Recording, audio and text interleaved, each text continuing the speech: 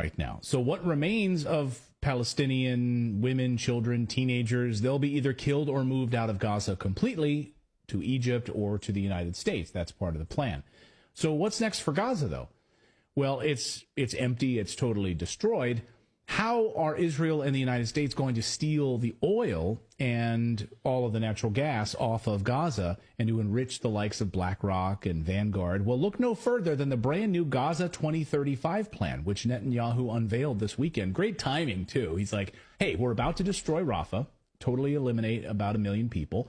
But here's a 9-page PDF for our plan. This is what we plan to do in Gaza, which is perfect. It's like we want to build our own Dubai in Gaza. Perfect timing. So take a look at this. This is the new Israel 2035 plan for Gaza. Look how beautiful that will look once they rebuild it and kick all of those all those dirty Palestinians out of there.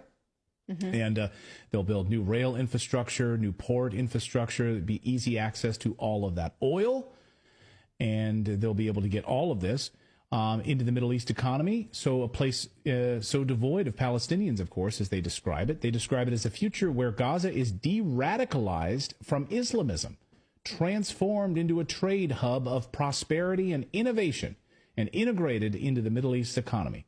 So a place totally devoid of Palestinians, of course. According to the Jerusalem Post, the documents lay out 3 steps to return Gaza to self-governance and economic growth. The first step would see 12 months of humanitarian aid. Guess they're going to start at some point, when Israel would slowly create safe areas in Gaza from north to south. Then a second would be a 5 to 10 year reconstruction process supervised by a coalition of Arab states: Saudi Arabia, UAE, Egypt, Bahrain, Jordan, and Morocco. Egypt's going to love that because Egypt has so much money waiting and ready to go to put into this area. So does the United Arab Emirates, and so does Saudi Arabia. The plan is to move Israeli security responsibility to Israel, the Jerusalem Post writes, while the Arab coalition will create a multilateral body called the Gaza Rehabilitation Authority, the GRA, which would oversee the reconstruction. It's almost like they had this plan for a while, right? I mean, seems like they probably already had this whole thing mapped out a long time ago, don't you think? Or did they just dreamt it up last Thursday night?